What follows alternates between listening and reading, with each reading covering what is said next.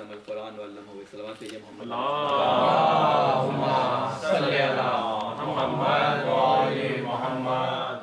سب سے پہلے میں آپ تمام مومنین مومنات کو امام نقی ہادی علیہ السلام کی شب شہادت کی تعزیت پیش کرتا ہوں. اور اس کے علاوہ یہ جو ایام آج کل چل رہے ہیں ماہ رجب کے، ان کے حوالے سے آپ تمام لوگوں سے کچھ عرائض اس اپنی تفسیر سے پہلے عرض کرنے ہیں، کیونکہ یہ ایسے ایام ہیں کہ بچوں کی آگاہی کے لیے ضروری ہے کہ ان کی اہمیت کو مد نظر رکھتے ہوئے ان چیزوں کو بیان کیا جائے. کیونکہ ہمارا درس تفسیر کا ہے، اس میں میری کوشش یہ ہوتی ہے کہ تفسیر کے علاوہ ادھر جو دوسری چیزیں ہیں ان کی طرف کم جو ہے وہ توجہ دوں. لیکن یہ ماہ ایک ایسا مہینہ ہے کہ جس کی اہمیت کو اگر بیان نہ کیا جائے تو اس مہینے کے ساتھ جو ہے وہ کم لطفی ہوگی.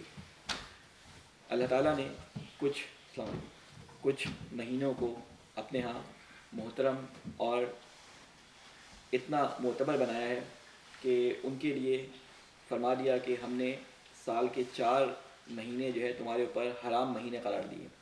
حرام مہینے کیا ہوتے ہیں؟ حرام مہینے وہ مہینے ہوتے ہیں کہ جن میں عربوں کے ہاں جنگ و جدل و قتال، کسی بھی قسم کی ان کے درمیان دشمنی ہو، اس دشمنی کو ان کے درمیان بیان نہیں کیا جاتا اور اس کا بدلہ نہیں دیا جاتا، اس میں امن و امان رہتا ہے.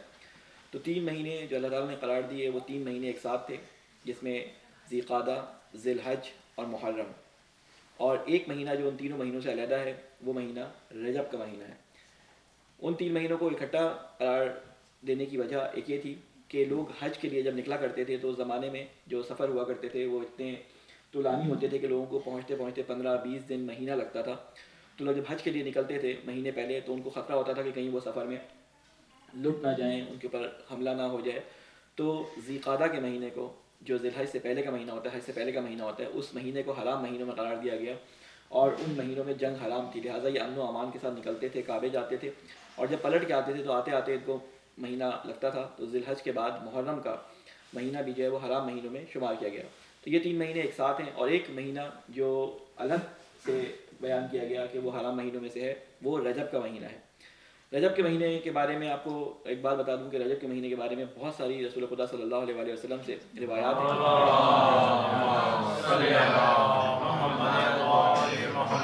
میں ان تمام کو آپ کے سامنے بیان نہیں کر رہا. میں نے ایک شاید فائل یا ایک لنک بھیجا تھا، اس میں رجب کے اعمال، ان کے اندر پڑھنے والی دعائیں، اس کی اہمیت، وہ ساری چیزیں وہاں بیان ہو چکی. میں صرف ایک روایت آپ کے سامنے بیان کروں گا جو میں نے شاید گروپ پہ بھیجی بھی تھی.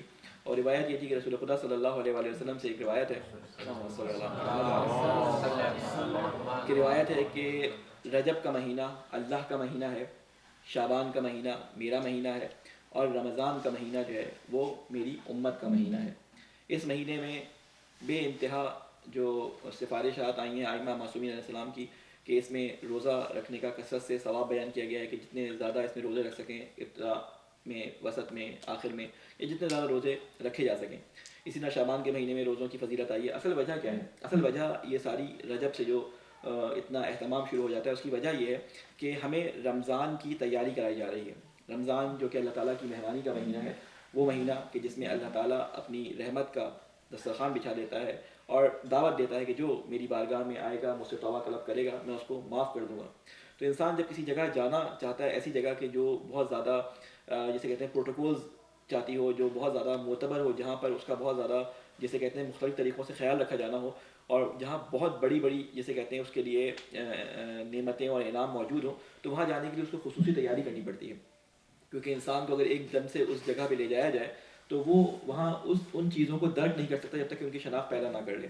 ان چیزوں کو، ان نعمتوں کو حاصل نہیں کر سکتا جب تک اس اپنی ظرفیت کو بڑھا نہ لے. کیونکہ اللہ تعالیٰ نے رمضان کے مہینے میں بے شمار رحمتیں جو ہیں وہ اپنے مومنین کے لیے رکھی ہیں. لہٰذا رجب سے اس کی یہ تیاری کرائی جاتی ہے کہ جب تم چاہتے ہو کہ اللہ تعالیٰ کی مہمانی کے مہینے میں داخل ہو تو اس سے پہلے اپنے آپ کو تیار کرو. ایک ہمارے استاد بڑی اچھی مثال دیا کرتے تھے کہ جہاز جب اڑنا چاہتا ہے تو وہ ایسے نہیں ہوتا کہ کھڑا کھڑا اڑ جائے ہیلی کاپٹر کی طرح، بلکہ جہاز جس نے لمبا سفر کرنا ہوتا ہے وہ پہلے رن وے پہ دوڑتا ہے، ایک اسپیڈ پکڑتا ہے، اور پھر اس کے بعد وہ ہوا میں بلند ہوتا ہے آہستہ آہستہ. بالکل انسان بھی اسی طریقے سے جب رمضان کے مہینے میں وہ اللہ کی طرف پرواز کرنا چاہتا ہے، لقاء اللہ کی منازل طے کرنا چاہتا ہے، تو رجب سے اس کو تیاریاں کرائی جاتی ہیں.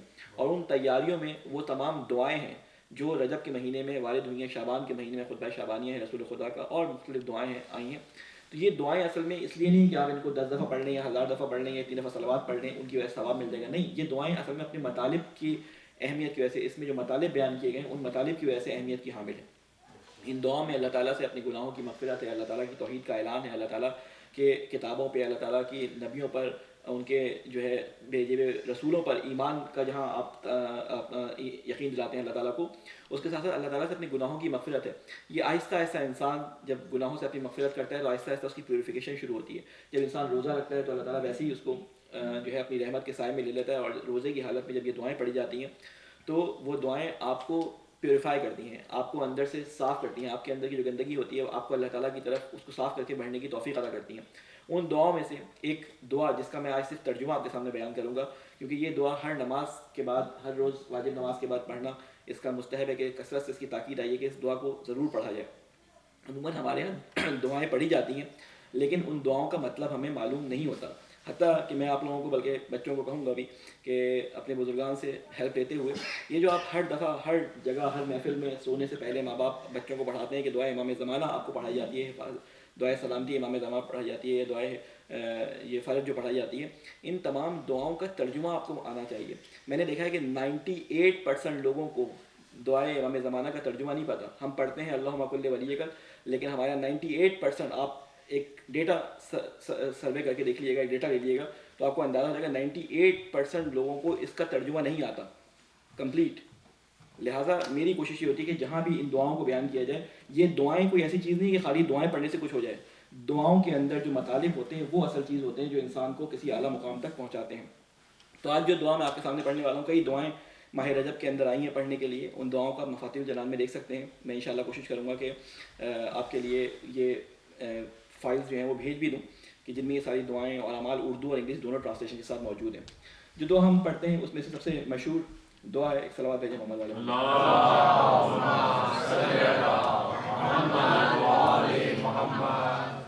وہ ہے دعا یا من ارجوہ لکل خیر.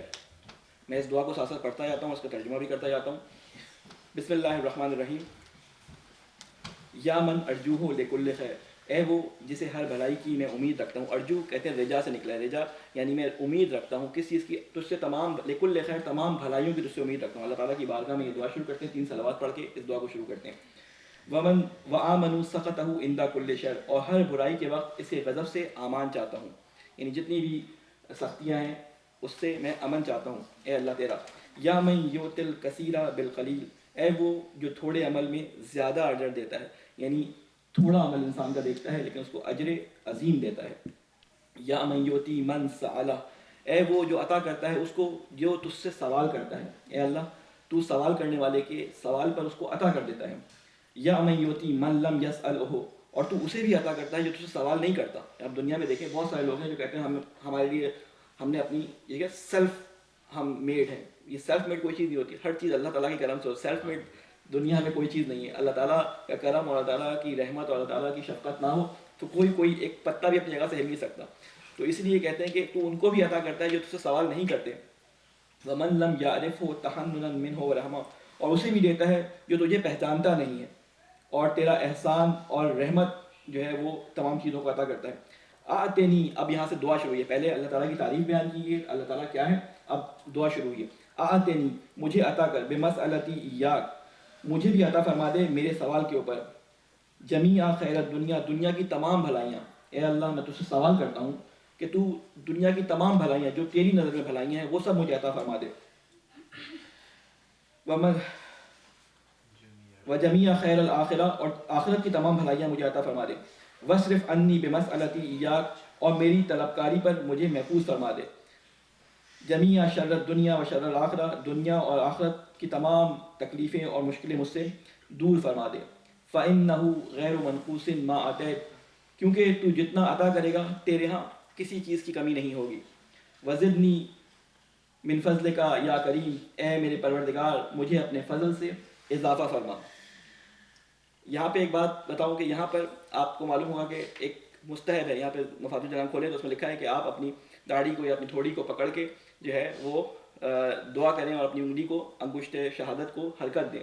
یہ جو دعا آگے پڑھتے ہیں تو ہمارے ایک دوست تھے تو وہ کہنے لگے میری تو داڑھی نہیں تھی تو میں نے اپنے برابر والے کی داڑھی پکڑ کے دعا کر دی. تو ایسا نہیں ہے. یہ جو کہا تھا شیبتی کے معنی داڑھی نہیں ہوتا, ورنہ خواتین جو داڑھی نہیں ہوتی وہ کیسے دعا کریں گی. شیبتی کے معنی ہوتا ہے کہ میری شخصیت, میں اپنے جسے کہتے ہیں نا کہ میں اپنی شخصیت کی قسم کھاتا ہوں, یعنی یہ ایک نشانہ لوگوں کی جسے کہتے ہیں نا ایک سمبل ہے اس چیز کا کہ میں اپنی شخصیت کو تیرے سامنے جو ہے وہ جھکا کر یہ تیرے سامنے تذلل کے ساتھ یہ دعا مانگ رہا ہوں. تو کیا فرماتے ہیں, یا ذل جلال والاکرام, اے صاحب جلالت اور بزرگی, یا ذل نعماء والجود, اے نعمتوں اور بخشوں کے مالک, یا ذل من والطول, اے صاحب احسان اور عطا. دیکھیں اللہ تعالیٰ کی دعائیں جتنی بھی ہیں ان کے مانگنے کا طریقہ کار کیا ہے. پہلے اللہ تعالیٰ کی تعریف کی جاتی ہے 6, 8, 10 لائنوں میں, اور پھر ایک جملہ صرف اپنی دعا کا کہا جاتا ہے, اور آخر میں صرف یہ دعا ہے. اس پوری اس میں آخر میں دعا کیا ہے, حرم شیبتی علی النار, اے اللہ حرام کر دے میرے اوپر آگ کو, حرم حرام کر دے میرے اوپر آگ کو. یہ دعا رجب کی ہر نماز کے بعد پڑھنے کی جو ہے تاکید ہے. انشاءاللہ کوشش کریے گا کہ یہ دعا آپ کو کہیں سے مل جائے, ورنہ میں بھی کوشش کروں گا گروپ کے اندر بھیج دوں, اپنے اپنے موبائل میں اسکرین پہ ڈال لیں, ہر نماز کے بعد نکال کے اس دعا کو پڑھ لیں. اور اس کا طریقہ یہ ہوتا ہے کہ جب آپ یہاں تک پڑھ لیں وزدنی من فضلک یا کریم, تو اس کے بعد اپنے چہرے پہ ہاتھ رکھ کر کہ میں اللہ تعالیٰ کے سامنے اپنی فروتنی کو ظاہر کرتے ہوئے اپنے سفید بالوں کا یا اپنی شخصیت کا وہ سامنے اس کے رکھ کے کہتا ہوں کہ مجھے آگ کی جو قیامت کی آگ ہے اس سے بچا دے, اس کو میرے اوپر حرام کر دے. انشاءاللہ اللہ تعالیٰ سے دعا ہے کہ یہ پاک اور بابرکت مہینہ جس کے اندر ہم داخل ہو چکے ہیں, اور اس میں آپ کو معلوم ہے کہ تمام جتنے بھی مہینے ان سب سے زیادہ مناسبتیں اس مہینے کے اندر ہیں. یعنی اگر آپ دیکھیں تو دیکھیں کتنی ساری مناسبتیں ہیں, 8 یا 10 مناسبتیں ہیں. پہلی رجب کو امام باقر کی ولادت ہے, پھر 3 رجب کو امام علی نقی علیہ السلام کی شب شہادت ہے, پھر 5 رجب کو امام نقی کی ولادت ہے, پھر اس کے بعد 9 رجب کو دیکھیں تو حضرت علی اصغر کی جو ہے وہ ولادت ہے, پھر امام محمد تقی علیہ السلام کی 10 رجب کو ولادت ہے. یعنی کتنی ساری مناسبتیں آ رہی ہیں. پھر 13 رجب کو امام علی علیہ السلام کی ولادت ہے, 15 رجب کو بی بی زینب کی شہادت ہے, پھر اسی طرح 24 رجب کو فتح خیبر کا دن ہے, پھر 25 رجب کو امام موسیٰ کاظم علیہ السلام کی شہادت کا دن ہے, پھر 26 رجب کو حضرت ابو طالب کی وفات کا دن ہے, اور اسی طرح 27 رجب جو بہت ہی امپورٹنٹ دن ہے وہ ہے یوم بعثت یا مبعث جسے آپ کہتے ہیں, عید مبعث یا یوم بعثت. یوم بعثت انشاءاللہ جب ہم وہاں پہنچیں گے تو اس کے بارے میں بھی آپ کو ڈیٹیل سے بتاؤں گا. ایک صلوات بھیجیں محمد والے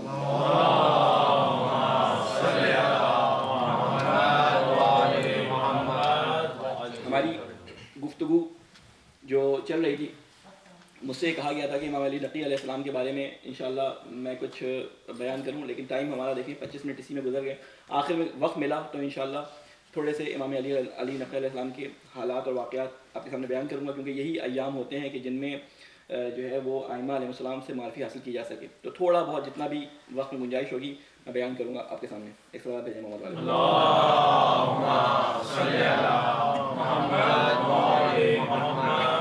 ہماری گفتگو آیت نمبر 59 تک پہنچی تھی, سورہ بقرہ کی آیت نمبر 59 تک ہماری گفتگو ہوئی تھی, اور آج ہمیں آیت نمبر 60 سے اسٹارٹ کرنا تھا. ہم تلاوت کر لیتے ہیں, پھر اس کے بعد اس کا ترجمہ اور انشاءاللہ جو بھی اس کی شرح ہوگی آپ کے سامنے بیان کرتے ہیں. اعوذ باللہ من الشیطان اللعین الرجیم, بسم اللہ الرحمن الرحیم. وَإِذِ اسْتَسْقَىٰ مُوسَىٰ لِقَوْمِهِ فَقُلْنَا اضْرِب بِّعَصَاكَ الْحَجَرَ فَانْفَجَرَتْ مِنْهُ اثْنَتَا عَشْرَةَ عَيْنًا قد علم كل أناس مشربهم كلوا واشربوا من رزق الله ولا تعثوا في الأرض مفسدين. وإذ قلتم يا موسى لن نصبر على طعام واحد فادع لنا ربك يخرج لنا مما تنبت الأرض من بقلها وقثائها وفومها وعدسها وبصلها قال أتستبدلون الذي هو أدنى بالذي هو خير اهبطوا مصرا فإن لكم ما سألتم وضربت عليهم الذلة والمسكنة وباءوا بغضب من الله ذلك بأنهم كانوا يكفرون بآيات الله ويقتلون النبيين بغير الحق ذلك بما عصوا وكانوا يعتدون. صدق اللہ العلی العظیم.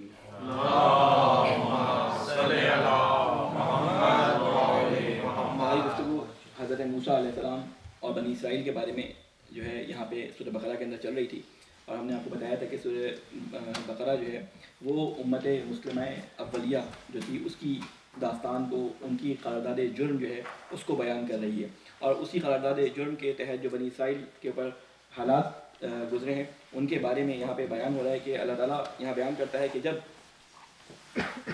اللہ تعالیٰ نے موسیٰ علیہ السلام، بات ہماری یہاں تک پہنچی تھی کہ وہ بنی اسرائیل جو تھے ان سے کہا گیا تھا کہ شہر میں داخل ہو جائیں اور وہاں پہ یہ لفظ کہتے ہوئے داخل ہوں حتتن، ٹھیک ہے؟ تو انہوں نے بجائے اس کے کہ حتتن کہتے ہیں انہوں نے ہنتتن کہنا شروع کر دیا۔ ہنتتن وہ مزاحل بات کو مذاق میں لیتے تھے، یعنی یہ بتایا تھا کہ بنی اسرائیل کی عادت تھی کہ وہ جو دینی باتیں بھی ہوتی تھیں دینی باتوں کو بھی مذاق میں اڑا دیا کرتے تھے۔ آج کل بھی ہمیں یہ بعض لوگوں میں نظر آتا ہے کہ ہم ان سے کوئی دینی بات کریں تو مذاق میں کچھ الفاظ کی ہیر پھیر کے ساتھ اس کو بنانے کی کوشش کرتے ہیں۔ یہ بالکل وہی عادت ہے جو بنی اسرائیل کی عادت تھی، اور رسول خدا نے فرمایا تھا، میں نے آپ کے سامنے روایت بیان کی تھی کہ جیسا جیسا بنی اسرائیل نے کیا اور جو حالات ان پہ گزرے ہیں ویسا ہی میری امت پہ گزریں گی، اور جو انہوں نے کیا ہے میری امت کے لوگ بھی اسی طرح انجام دیں گے۔ تو ان سے یہ کہا جاتا تھا کہ داخل ہو سجدہ کرتے ہوئے، جھکتے ہوئے، ہنتتن کہتے ہوئے، تو وہ ہنتتن کہتے ہوئے تو وہ ہنتتن کہتے ہوئے داخل ہوتے تھے۔ ہنتتن کے معنی ہوتے ہیں گیہوں، گیہوں ہنتا کہتے ہیں گیہوں کو، یعنی ان سے کہا جاتا تھا کہ اپنی گناہوں کی مغفرت مانگو۔ ہنتا کہتے ہیں میں مغفرت مانگتا ہوں اپنے گناہوں کی، اور ہنتا کہتے ہیں مجھے گیہوں دے، ٹھیک ہے؟ یعنی وہ بجائے اس کے کہ مغفرت مانگتے ہیں وہ گیہوں مانگتے ہوئے داخل جو ہے وہاں پہ ہوئے۔ تو اللہ تعالیٰ نے ان کو وہاں پہ جو ہے ان کے اوپر اپنا جیسے کہتے ہیں آسمان سے عذاب نازل کیا، اور اس نافرمانیوں کے ساتھ وہ سارا آپ نے پچھلی دفعہ پڑھ چکے تھے۔ آگے بات شروع ہوتی ہے کہ اب اس کے بعد پھر ان کو جو ہے اللہ تعالیٰ نے ان کی توبہ قبول کی اور دوبارہ سے ان کے اوپر اپنی رحمتوں کا ذکر شروع کیا ہے۔ وَإِذِ اسْتَسْقَىٰ مُوسَىٰ لِقَوْمِهِ، اور جب انہوں نے پانی مانگا موسیٰ سے، جب صحرا میں تھے اور جب ان سے کہا گیا تھا فلسطین میں چلے جائیں، جو فلسطین وہ زمین تھی جو زمین موعود تھی جن کا ان سے وعدہ کیا گیا تھا کہ یہاں تمہیں حکومت دی جائے گی، لیکن جب وہ وہاں پہ نہیں گئے اور وہاں پہ داخل نہیں ہوئے تو اللہ تعالیٰ نے پھر ان کو صحرا میں بھٹکا دیا۔ اور اب جب صحرا میں تھے تو اب پانی کی ضرورت پڑی، جب پانی کی ضرورت پڑی تو موسیٰ سے کہا کہ موسیٰ ہمارے لیے پانی کا بندوبست کرو۔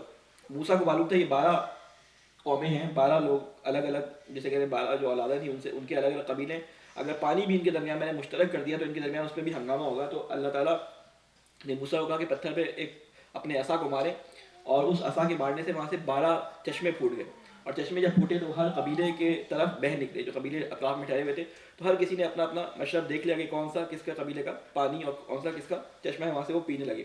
تو وہی یہاں پہ فرما رہا ہے وَإِذِ اسْتَسْقَىٰ مُوسَىٰ لِقَوْمِهِ فَقُلْنَا اضْرِب بِعَصَاكَ الْحَجَرَ، کہ جب انہوں نے پانی مانگا موسیٰ سے اپنی قوم کے لیے تو ہم نے کہا کہ مارو اپنے عصا کو اس چٹان پر، فَانْفَجَرَتْ مِنْهُ اثْنَتَ عَشَرَ عَيْنًا، تو اس میں سے 12 چشمے پھوٹ پڑے، قَدْ عَلِمَ كُلُّ أُنَاسٍ مَشْرَبَهُمْ، اس طرح کہ ہر قبیلہ اپنے گھاٹ کو پہچانتا تھا۔ کلو وشربوا من رزق اللہ، کھاؤ اور پیو اللہ تعالیٰ کے رزق میں سے، ولا تعثوا فی الارض مفسدین، اور مت پھرو زمین میں فساد پھیلاتے ہوئے، کیونکہ ان کا بیک گراؤنڈ اتنا اچھا نہیں تھا تو اللہ تعالیٰ بار بار ان کو تنبیہ کرتا جاتا ہے ساتھ ساتھ۔ وَإِذْ قُلْتُمْ يَا مُوسَىٰ، اور جب تم نے کہا، اب بنی اسرائیل سے خطاب ہے، پہلے موسیٰ سے خطاب چل رہا تھا، خطاب اسے کہتے ہیں التفات، یعنی خطاب کا رخ چینج ہو گیا۔ ابھی موسیٰ سے بات ہو رہی تھی کہ پتھر پہ ایسا مارو، اب بنی اسرائیل کی طرف پلٹ گئے، یعنی یہاں بنی اسرائیل نہیں بیٹھے، یعنی بنی اسرائیل کی طرف رخ پھیر دیا، کلام کا رخ بنی اسرائیل کی طرف آ گیا۔ پھر کیا کہا، وَإِذْ قُلْتُمْ يَا مُوسَىٰ، اور جب کہا تم نے اے موسیٰ، لَن نَصْبِرَ عَلَىٰ طَعَامٍ وَاحِدٍ، ہم ایک کھانے پہ اکتفا نہیں کریں گے۔ ان کو منو سلویٰ مل رہا تھا، آسمان سے بھنے ہوئے بٹیر مل رہے تھے ان کو، اور وہ بہترین جو ہے مشروب مل رہا تھا، تو انہوں نے کہا ہم ایک کھانے پہ اکتفا نہیں کریں گے، مجلس میں 5 کھانے ہونے چاہیے، 4 قسم کے ہونے چاہیے، ٹھیک ہے؟ تو اگر ایک خالی اگر تم حلیم کھلا دو یا دال روٹی کھلا دو تو ہم اس پہ اکتفا نہیں کریں گے۔ تو اس پہ انہوں نے کہا کہ فَادْعُ لَنَا رَبَّكَ، اپنے پروردگار سے بولو، یخرج لنا مما تنبت الارض، کہ وہ پیدا کرے ہمارے لیے وہ چیزیں جو اگاتی ہیں زمین، مثلا کیا کیا چیزیں، من بقلھا، ان کو سلاد ولاد چاہیے تھی، ٹھیک ہے نا، سلاد ترکاریاں چٹنی وٹنیاں بنانی تھی ان کو، خالی غذا جو ہے نا خالی کھانا ان کو اچھا نہیں لگا، تو انہوں نے سیدھا سیدھا بول دیا، بڑے منہ پھٹ قسم کے لوگ تھے، انہوں نے کہہ دیا، کیا کہا کہ ہمارے لیے وہ چیز جو زمین اگاتی ہے، مثلا ساگ، کھیرا ککڑی، گیہوں، مسور، لہسن، پیاز، یہ ساری چیزیں ہمارے لیے جو اللہ تعالیٰ سے بولو اگاؤ، اب ہمارے سے وہ مسلم کھایا نہیں جاتا، ٹھیک ہے؟ تو اب ان کے لیے اللہ تعالیٰ نے کیا کہا، اب موسیٰ کہہ رہے ہیں ان سے، قَالَ أَتَسْتَبْدِلُونَ الَّذِي هُوَ أَدْنَىٰ بِالَّذِي هُوَ خَيْرٌ، کیا تم لینا چاہتے ہو وہ چیز جو ادنا ہے، یعنی جو پست ہے، اس چیز کے بعد جو بہتر ہے، یعنی تمہیں اللہ تعالیٰ اپنی طرف سے بہترین چیز جو اللہ نے پسند کی ہے تمہارے لیے ہر لحاظ سے، صحت کے لحاظ سے، تمہارے ماحول کے لحاظ سے، تمہاری جگہ کے لحاظ سے مناسب ہے، وہ اللہ تمہیں دے رہا ہے، اب تم وہ چیزیں مانگ رہے ہو جو تمہیں نہیں معلوم کہ تمہارے لیے بہتر بھی ہے نہیں۔ پھر انہوں نے جب یہ درخواست کی تو کہا اہبطوا مصر، اللہ تعالیٰ نے ان کو حکم کیا دیا اہبطوا مصر، اتر جاؤ اس شہر میں، یعنی چلے جاؤ اس شہر میں۔ یہ لفظ اہبطوا آپ کو یاد ہوگا، اہبطوا کہا تھا جب شیطان اور اللہ تعالیٰ و حضرت کی بات ہو رہی تھی، کہا تھا اہبطوا، کہ تم لوگ اتر جاؤ. تو وہاں پہ بعض مفسرین نے اس کا ترجمہ یہ کیا ہے، بعض مترجمین نے، کہ آسمان سے زمین پہ اتر جاؤ. اہبطوا کا معنی یہ نہیں ہوتا ہے کہ کسی یعنی آسمان سے اترنا یا کسی اونچی جگہ سے نیچی جگہ اترنا. اہبطوا کا مطلب ہوتا ہے، جب کہا جاتا ہے اہبطوا، اصل میں وہ لفظ انزلوا ہی ہوتا ہے، یعنی بلند مرتبے سے پس مرتبے کی طرف، یعنی بلند چیز جو تمہیں عطا کی ہوئی ہے اس منزلت سے پس منزلت کی طرف اتر جاؤ. اہبطوا اتر جاؤ تم سب کے سب. مصرن کسی شہر کی طرف. اب مصرن لفظ مصر جو ہے عربی زبان میں شہر مصر کے لیے بھی استعمال ہوتا ہے، ایجپٹ کا جو شہر ہے اس کے لیے بھی استعمال ہوتا ہے، اور مصرن شہر کو بھی کہتے ہیں، جیسے مدینہ شہر کو کہتے ہیں اسی طرح مصرن بھی شہر کو کہتے ہیں. تو مصرن بعض علماء کہتے ہیں اس سے مراد مصر ہی ہے، کہ مصر کی طرف چلے جاؤ جہاں پہ فرعون تباہ ہو چکے ہیں وہاں پہ چلے جاؤ واپس. ٹھیک ہے. بعض کہتے ہیں مصرن سے مراد کوئی شہر ہے. بہرحال جو بھی ہے، میں تفسیر میں نہیں آ رہا یہاں پہ کیا ہے وہ، اس سے ہمارا کوئی مقصد پورا نہیں ہوتا. تو کہا اہبطوا مصرن فإن لكم ما سألتم، تو تمہیں مل جائے گا وہاں پہ جو تم نے مانگا ہے. اب یہ ساری چیزیں جو ککڑی، کھیرا، پیاز، لہسن، دالیں مانگی ہیں تم نے، وہ تمہیں سب وہاں پہ مل جائے گا. اور وضربت علیہم الذلہ، اور ہم نے مار دی ان کے منہوں پہ. ضربت کہتے ہیں مار دی ہم نے، کیا؟ تمہارے منہوں پر محتاجی اور مسکنت، اور گھر گئے وہ غضب میں اللہ کے. وباؤ بغضب، باؤ کہتے ہیں کہ وہ گھر گئے بغضب اللہ کے غضب میں. جو ذالک بانہم کانوا یکفرون، یہ اس وجہ سے تھا کہ وہ انکار کرتے تھے اللہ تعالیٰ کی آیات کا. وَيَقْتُلُونَ النَّبِيِّينَ بِغَيْرِ الْحَقِّ، اور قتل کرتے تھے نبیوں کو. اب سوال یہ پیدا ہوتا ہے کہ یہ ایک دم اسٹوری حضرت موسیٰ کے ساتھ چلتے ہوئے نبیوں کا قصہ کہاں سے آ گیا؟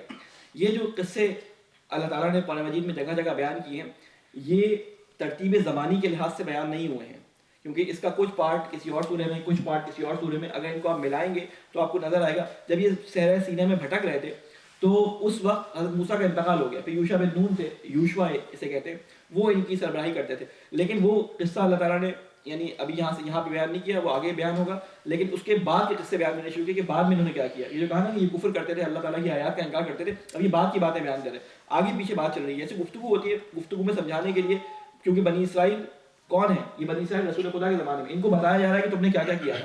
تو ان کو بتا رہے ہیں کہ تم نے کیا کیا حرکات انجام دی ہیں. تو وہ ساری چیزیں یہاں پہ بیان کی جا رہی ہیں. پھر کہا کہ ذالک بانہم کانوا یکفرون بآیات اللہ ویقتلون النبیین بغیر الحق ذالک بما عصوا وکانوا یعتدون، یہ اس سبب سے تھا، یعنی یہ جو تم نے ایک دوسرے کو فساد پھیلایا اور نبیوں کو قتل کیا، یہ سبب سے تھا، یہ نافرمانی کی سبب سے تھا، اور تم حد سے بڑھ جانے والے تھے. ان الذین آمنوا والذین ہادوا والصابئین من آمن باللہ والیوم الآخر وعمل صالحا، تو کہتے ہیں کہ بے شک وہ لوگ جو ایمان لے کے آئے، والذین ہادوا، اب غور سے سنیے گا، یہ بنی اسرائیل کی قوم کون تھے؟ بنی اسرائیل کون تھے؟ یہ دعویٰ یہ کرتے تھے کہ ہم ابناء اللہ ہیں، اللہ کے بیٹے ہیں، ہم چوزن پیپل ہیں، ہم اللہ تعالیٰ کے پسندیدہ پیپل ہیں، پسندیدہ لوگ ہیں. ہم دوزخ میں نہیں جائیں گے مگر کچھ دنوں کے لیے، کیونکہ بعض لوگ اعتراض کریں گے بھائی بنی اسرائیل کو جنت میں کیوں بھیج دیا؟ تو اللہ تعالیٰ لوگوں کو دکھانے کے لیے ہمیں چند دن کے لیے جنت میں بھیجے گا، کیونکہ ہم تو ان لوگوں کے ماننے والے ہیں کہ جو موسیٰ تھے، موسیٰ کے بعد کے نبی ہیں، ان کے ماننے والے ہیں. ہم یوسف کے بیٹوں کے، یعقوب کے بیٹوں کے ماننے والے ہیں، ہم بنی اسرائیل ہیں، ہم اللہ تعالیٰ کے پسندیدہ بننے ہیں. تو اللہ تعالیٰ نے صرف بنی اسرائیل کو خطاب نہیں کیا، اب یہاں پہ سب سے پہلے مسلمانوں کو خطاب کیا کہ دیکھو اپنے دماغ سے یہ کیڑا نکال دو کہ جو تم کہتے ہو نا کہ ہم فلاں کے ماننے والے ہیں اور فلاں کے اولاد میں سے ہم سید ذاتے ہیں، ہم غیر سید ہیں، فلاں فلاں، ٹھیک ہے. تو اب یہ اپنے دماغ سے کیڑا نکال دو. اب یہاں پہ کیا فرما رہا ہے؟ ان الذین آمنوا، اے لوگ جو ایمان لائے، اے مسلمانوں، یعنی مسلمانوں کو پہلے خطاب کیا. والذین ہادوا، اور وہ لوگ جو یہودی ہوئے، والنصارى، جو نصارہ ہوئے، والصابئین، اور جو صابئین میں سے ہوئے، من آمن باللہ، جو اللہ پر ایمان لائے گا، والیوم الآخر، اور یوم آخرت پہ ایمان لائے گا، وعمل صالحا، اور نیک اعمال بھی ساتھ میں انجام دے گا، فلہم اجرہم عند ربہم، ان تمام لوگوں کا اجر ان کے پروردگار کے نزدیک ہے. ولا خوف علیہم ولا ہم یحزنون، ان پہ کوئی خوف نہیں ہوگا اور نہ وہ غمگین ہوں گے. یہ بات اللہ تعالیٰ نے اپنے قانون کے طور پہ بتا دی کہ جنت میں کون جانے والا ہے. اللہ تعالیٰ کے نزدیک معیار کیا ہے، چاہے وہ یہودی ہوں، چاہے وہ مسلمان ہوں، چاہے وہ عیسائی ہوں، چاہے وہ صابئین ہوں. ایک جو زمانے کے مشہور مذاہب موجود تھے ان تمام کو مخاطب کر کے بتا دیا. صرف بنی اسرائیل کو اس لیے خطاب نہیں کیا کہ بنی اسرائیل کو خطاب کرتے تو مسلمان بولتے ہم تو محمد کی امت ہیں، ہمیں تو اللہ تعالیٰ نے پہلے سے ہی بخشا ہوا ہے، کوئی تھوڑی بہت ڈنڈے لگا کے ہمیں جو ہے جنت دوبارہ بھیج دے گا.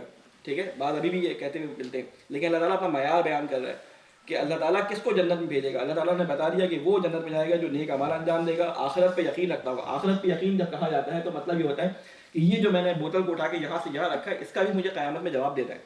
آخرت میں یقین کا مطلب ہے کہ یہ جو یہاں پہ میں نے رکھا ہے اس کا ایک ریورس امیج اس کا اسی چیز کا ایک امیج کسی اور جگہ بن رہا ہے جو بعد میں مجھے دکھا دیا جائے گا. یہ جو میں نے کسی کے ساتھ جھوٹ بولا, یہ جو میں نے کسی کو ٹیڑھی نظروں سے دیکھا, یہ جو میں نے کسی کے لیے کیا کہ ایک اس کو تحقیر کر دی, یہ جو میں نے کسی کے ساتھ کوئی کام کیا, یہ ساری کی ساری چیزیں میری محفوظ ہو رہی ہے. اللہ تعالیٰ قرآن مجید فرماتا ہے ہم ایک ایک چیز, یہ کرامن کاتبین تمہارے پاس بیٹھے, ایک ایک چیز جو تم کر رہے ہو تو ایک ایک چیز لکھی جا رہی ہوتی ہے, ایک ایک چیز لکھی جا رہی ہے. مگر یہ کہ تم نے کوئی ایسا گناہ کیا ہو کہ جس کی تم نے توبہ کر لی ہو, تو روایات میں جملہ ملتا ہے کہ جب تم گناہ کرتے ہو تو ہم ان فرشتوں کو حکم دیا ہے کہ اس دن کے آخر تک انتظار کیا کرو, اگر اس گناہ کی توبہ کر لے تو اس کو نہ لکھنا, اور اگر توبہ نہ کرے تو اس گناہ کو لکھ لینا. اس لیے روایات میں آیا کہ اگر کبھی کسی سے کوئی گناہ غلطی سے یا جان بوجھ کر یا نفس کی سرکشی کی وجہ سے انجام پا بھی جائے تو فوری توبہ کرے.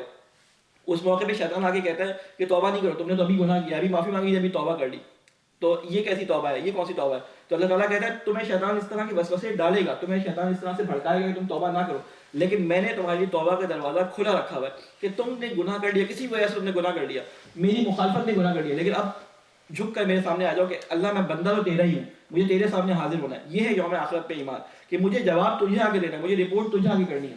اللہ تعالیٰ نے یہ 5 وقت کی نماز جو رکھی ہے وہ اسی لیے رکھی ہے کہ تم دنیا کے کاموں میں جہاں بھی مصروف ہو 5 وقت مجھے آ کے رپورٹ دو. لوگوں کو ہم جب بتاتے ہیں کہ نماز پڑھو, نماز نہیں پڑھو گے تو عذاب ہے, تو اس سے کیا ہوتا ہے کہ اللہ تعالیٰ کے لیے نیگیٹیوٹی آ جاتی ہے کہ اگر یہ کیا چکر ہے کہ اللہ تعالیٰ کی نماز نہیں پڑھیں تو عذاب ملے گا.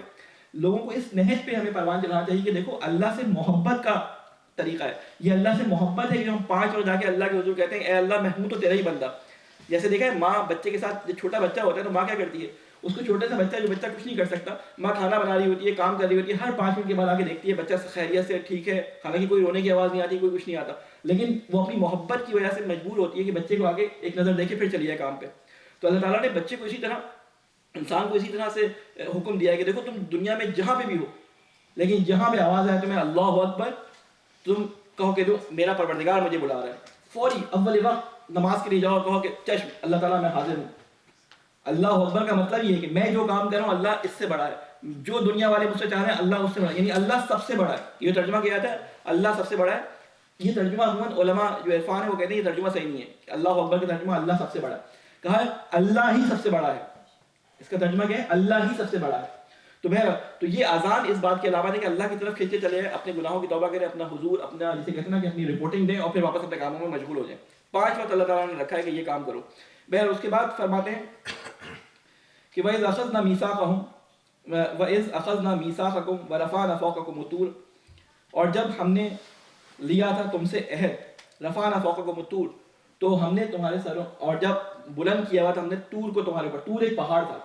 یہ بنی اسرائیل اتنے خبیث اور اتنے زیادہ جسے کہتے ہیں بد اعمال تھے کہ ان کو نعمتیں دی جاتی تھیں اور ان سے وعدہ خلافی کرتے جاتے تھے. نعمتیں دی جاتی تھی, وعدہ خلافی کرتے جاتے تھے. یہ سارے قصے آپ کے سامنے بیان کیے, قرارداد جرم پیش کی آ رہی ہے عدالت میں اللہ تعالیٰ کی.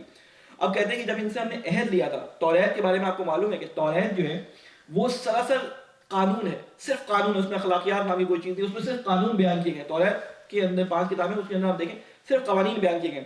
کہتے ہیں ان کو قوانین جب ہم نے دیے ہیں تو ہم نے اتنا سخت ماحول کریٹ کر دیا, اتنا زبردست سینیریو کریٹ کر دیا تھا کہ ان کے سروں کے اوپر پہاڑوں طور کو ہم نے بلند کر دیا تھا کہ اگر انہوں نے عہد کو قبول کرنے کے بعد ذرا سی نافرمانی کی تو طور کا پہاڑ ان کے اوپر گر جائے گا. یعنی ایسے خوفناک ماحول میں ان سے وعدہ لیا تھا کہ ان کے ذہنوں میں رہے یہ سارا منظر اور یہ منظر کشی رہے, تو ہم نے پہاڑوں کو بلند کر دیا تھا اور پھر ان سے عہد لیا تھا. فوقا ورفعنا فوقکم طور, اور ہم نے تمہارے اوپر طور کو, کوہ طور کو جو ہے بلند کیا تھا, تم سے عہد لیا تھا. کیا خذو, تو پکڑ لو اس حکم کو, ما آتیناکم, جو تمہیں دیا گیا ہے, بقوت, مضبوطی کے ساتھ, وَاذْكُرُوا مَا فِيهِ لَعَلَّكُمْ تَتَّقُونَ, اور یاد رکھنا ان احکام کو جو اس میں ہیں تاکہ تم عذاب سے بچ سکو. جتنی بھی قوانین اللہ تعالیٰ کی طرف سے دیے جاتے ہیں اس کی نافرمانی عذاب کا باعث ہوتی ہے. لہٰذا اللہ تعالیٰ نے فرمایا جن قوانین کو ہم نے تمہارے سامنے بیان کیا ہے ان قوانین کو مضبوطی سے پکڑ لینا. پکڑ لینے کا مطلب یہ نہیں کہ ہاتھ میں پکڑ لیا اس کتاب کو بس مضبوطی سے پکڑ, نہیں, مضبوطی سے پکڑنے کا مطلب ان قوانین کو تم نے اوبے کرنا ہے, ان کی پیروی کرنی ہے, ان کے اوپر عمل کر کے دکھانا ہے. ٹھیک ہے, لعلکم تتقون, اس کی وجہ سے تمہارے اندر تقویٰ آئے گا. اللہ تعالیٰ کے قوانین پہ عمل کرنے کی وجہ سے تمہارے اندر تقویٰ آتا ہے تاکہ تم عذاب سے بچ سکو. ثم تولیتم من بعد ذلک فلولا فضل اللہ علیکم ورحمتہ لکنتم من الخاسرین. اس کے بعد اب یہ بنی اسرائیل کو بتا رہے مسلمانوں کے سب کے سامنے کہ تم سے اتنا خطرناک طریقے سے عہد لیا تھا, پھر تم اس عہد سے پھر گئے. ثم تولیتم, تم پھر گئے, من بعد ذلک, اس کے بعد اس عہد سے. فلولا فضل اللہ, اللہ کا فضل اگر تمہارے اوپر نہیں ہوتا اور اللہ کی رحمت نہیں ہوتی, لَكُنْتُم مِّنَ الْخَاسِرِينَ، تو تم تباہ و برباد ہو چکے ہوتے اب تک۔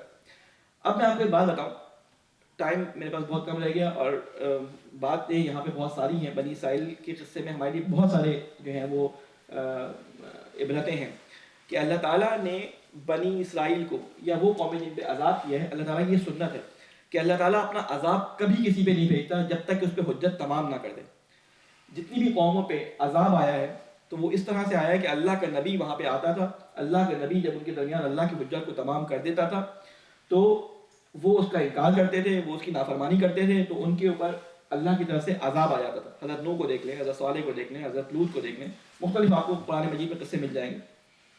اللہ اپنے نبی کے ذریعے حجت تمام کر دیتا تھا، اور وہ نبی اللہ کے حکم سے اس عذاب کے اجرا میں جو ہے ان کا نازل ہوتا تھا، یا ان کے سامنے ہوتا تھا، یا ان سے دور ہو کے دیکھ رہا ہوتا تھا کہ عذاب ان کے اوپر آ رہا ہے۔ نبی کے سامنے یہ کام ہو رہا ہوتا تھا کہ عذاب آ جاتا تھا۔ رسول خدا صلی اللہ علیہ وسلم کے زمانے میں بھی یہ عذاب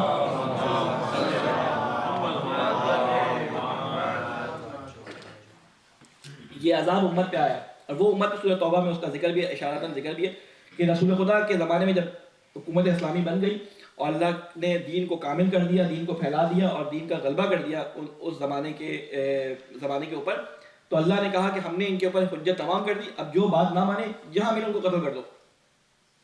لیکن یہ حکم صرف اسی وقت کے لیے اور اسی جگہ کے لیے ہوتا ہے کہ جہاں پہ کوئی رسول اللہ کی حجت موجود ہو، اور وہ اللہ کی حجت کو تمام کرنے کے بعد نافرمانی کی صورت میں اللہ کے حکم پر وہ اس کو جاری کر دے۔ رسول خدا کے زمانے میں بھی ہو گیا، لیکن اس کے بعد اللہ تعالیٰ نے اپنے اس قانون کو ہٹا لیا۔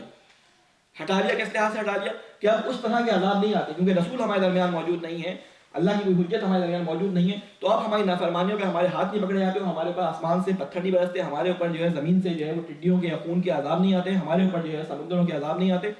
کیوں؟ اس لیے کہ اب ہمارے درمیان حجت تمام کرنے والا کوئی موجود نہیں۔ یہ سارا جو ہے امت مسلمہ اور بعد رسول کے بعد والی امتوں کو یہ ایک ایڈوانٹیج مل گیا کہ ان کو یہ توبہ کی ذرا لمبی جو ہے وہ جسے کہتے ہیں مہلت مل گئی، تو ان کے لیے جو ہے عذاب فوراً نہیں، ورنہ نبیوں کی قوموں میں فوراً عذاب آتا تھا۔ حضرت شعیب کا قصہ دیکھ لیں، حضرت صالح کا قصہ دیکھ لیں، حضرت لوط کا قصہ، ان کے اوپر حجت تمام ہوئی اور جہاں انہوں نے حجت سے انکار کیا ان کے اوپر عذاب آ گیا۔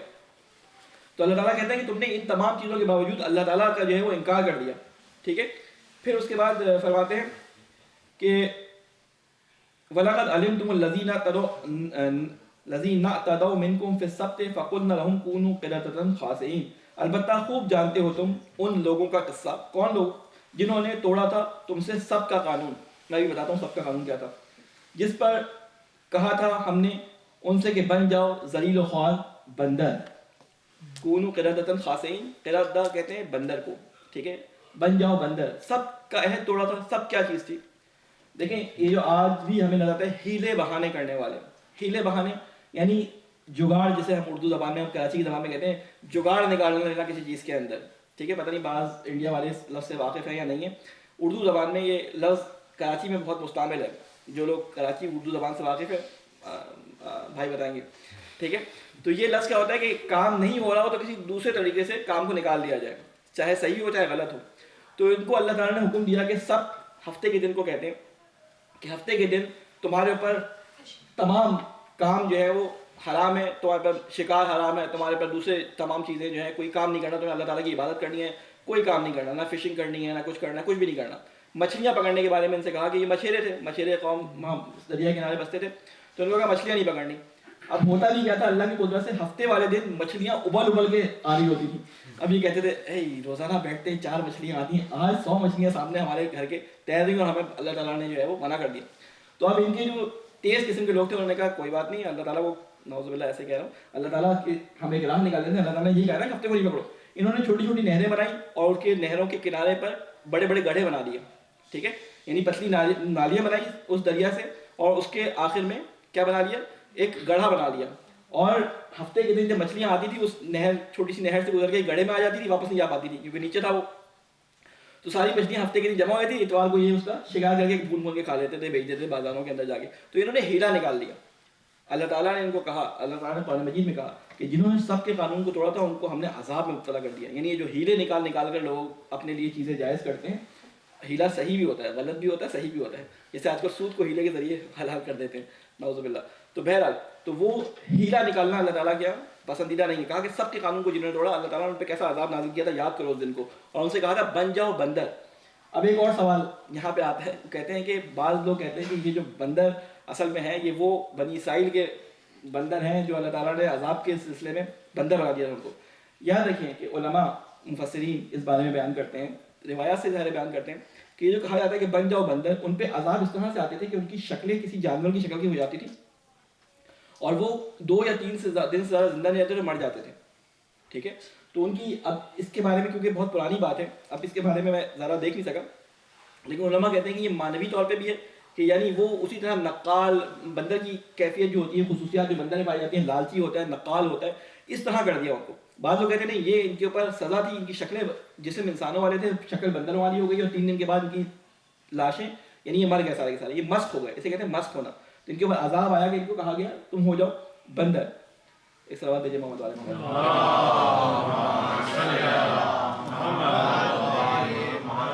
فجعلناها نکالا لما بین یدیہا وما خلفہا وموعظۃ للمتقین.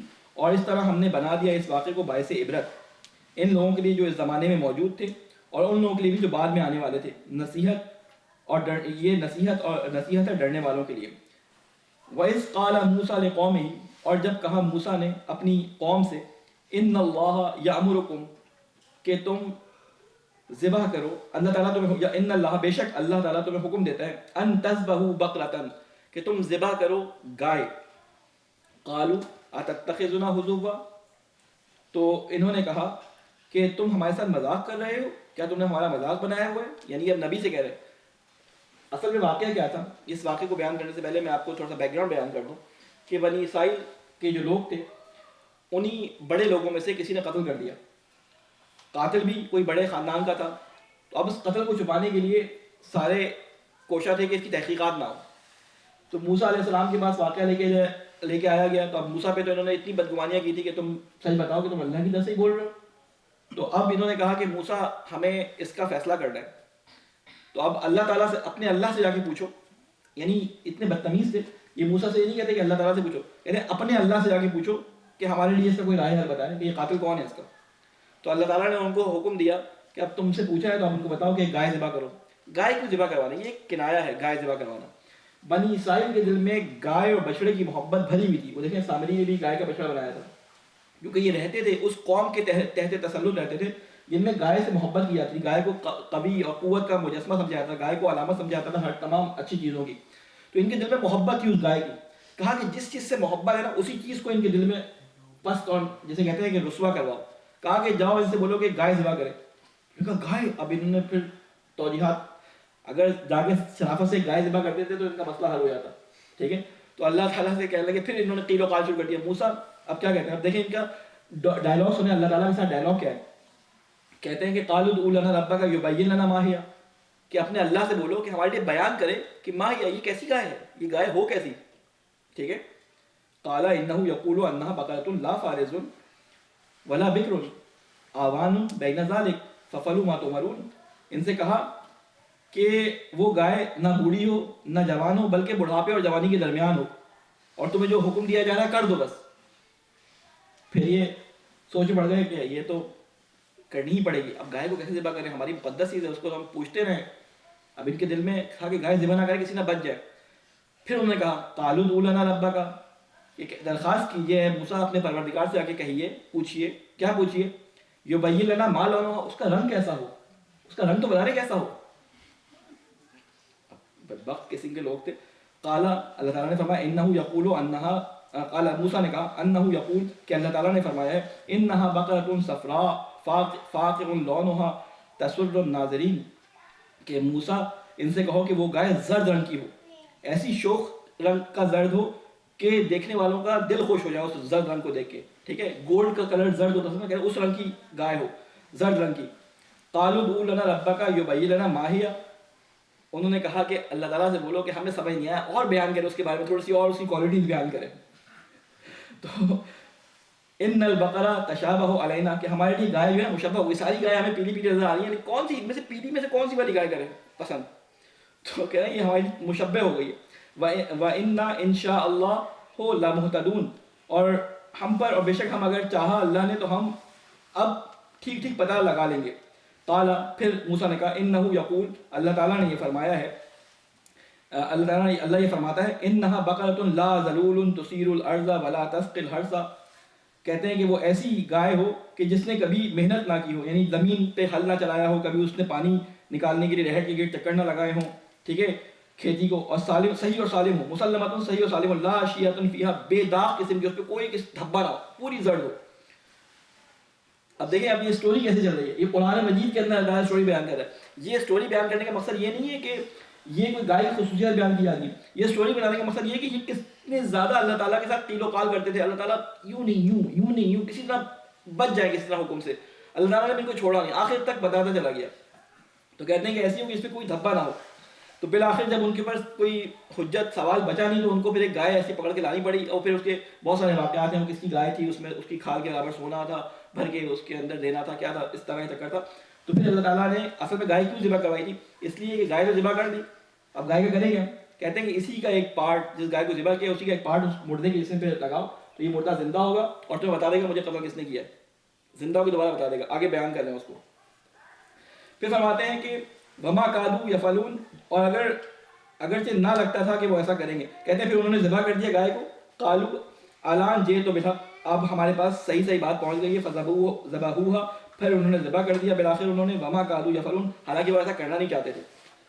وَإِذْ قُلْتُمْ نَفْسًا فَادَّارَأْتُمْ، اچھا اس کو ہم انشاءاللہ بعد میں پڑھیں گے اب کیونکہ ہمارے پاس ٹائم نہیں ہے. یہ واقعہ آیت نمبر 71 تک ہم نے جو ہے وہ اپنی گفتگو کو تمام کر لیا ہے. انشاءاللہ ہم کوشش کریں گے کہ اس کے بارے میں مزید جو آیات ہیں آپ لوگ بھی کوشش کیا کریں کہ کوئی ایک تفسیر مختصر سی جو ہے، نیٹ پہ بہت ساری تفسیر کوثر شیخ محسن نجفی کی ہے، اس کو آپ لوگ ڈاؤن لوڈ کر لیں. اس کی اپلیکیشن بھی ہے ایپل کے لیے اور اینڈرائڈ دونوں کے لیے. اس کو آپ کم سے پہلے ایک رکوع ہم یا 2 رکوع پڑھتے ہیں، 1.5 رکوع پڑھتے ہیں. آج ہم نے 2 رکوع پڑھ لیے. تو آپ آیت نمبر 71 اور اس کے بعد والے واقعات کو ایک دفعہ دیکھ کر آئیں تاکہ آپ کے ذہن پہلے سے تیار ہو. کیونکہ جب ہم پری اسٹڈی کر کے جاتے ہیں کلاس میں تو ہمیں استاد کی بات زیادہ اچھی سمجھ آ جاتی ہے. تو قرآن کا مطالعہ بھی ایسے ہے کہ بعض دفعہ میں تیزی میں بعض جگہوں سے گزر جاتا ہوں تو ہو سکتا ہے آپ کے لیے کوئی بات مبہم رہ جائے، لیکن اگر آپ نے پہلے سے مطالعہ کیا ہوگا تو انشاءاللہ وہ آپ کو سمجھنے میں زیادہ آسانی ہوگی. آج کیونکہ روز شہادت ہے حضرت امام علی نقی علیہ السلام کا، اسلام کے جمعہ تو پہلے میں تھوڑا سا ایک شناس نامہ امام علی نقی علیہ السلام کے بارے میں بتا دوں، کیونکہ بہت سارے ہمارے امام جو ہیں وہ بہت مظلوم ہیں اس لحاظ سے کہ ان کے بارے میں ہمیں بالکل معلومات نہیں ہوتی. کہ بس یہ پتہ ہے کہ وہ معصوم تھے، 14 معصومین میں شامل ہیں، ان کا نام آتا ہے، ان کو ہم زیارت میں سلام کرتے ہیں، یہ ساری باتیں ہم انجام دیتے ہیں. تھوڑا سا ان کے بارے میں آپ کے علم میں لانا چاہتا ہوں اپنے بچوں کے لیے تاکہ ان کے ذہن میں شوق اٹھے کہ اصل میں ائمہ علیہ السلام کی زندگی کی جو مختلف ادوار تھے ان میں ہمارے لیے سیرت کس طرح سے. امام علی نقی علیہ السلام کے بارے میں ایک مختصر سا پہلے بچوں کے لیے تعارف بیان کر دوں کہ آپ کی ولادت جو ہے 15 ذی الحج کو 212 ہجری میں ہوئی ہے مدینہ کے اندر. مدینہ کے اطراف میں ایک شہر تھا سریہ کے نام سے. امام تقی علیہ السلام آپ کے والد تھے اور مادر گرامی کا نام جو تھا سمانہ تھا. یہ کنیز تھی اور پاکیزہ اور نیک، ان کے بارے میں بہت ان کی تعریفیں آئی ہیں. امام نقی علیہ السلام سے ان کے بارے میں روایات بھی موجود ہیں، اس کا بھی وقت نہیں کہ بیان کروں. ان کے القاب نقی، ہادی، ابو الحسن ثالث، یہ ان کے القاب میں سے بہت سارے القاب تھے. ابو الحسن ثالث کے بارے میں آپ کو بتا دوں کہ ابو الحسن جو ہے ہمارے مختلف ائمہ علیہ السلام کے القاب میں سے رہا ہے، لیکن ابو الحسن ثالث جب کہا جاتا ہے، جب خالی ابو الحسن کہا جاتا ہے بغیر کسی تمہید کے اور عام لوگوں کے درمیان، تو ابو الحسن سے مراد کون ہوتا ہے؟ امام علی علیہ السلام. ٹھیک ہے.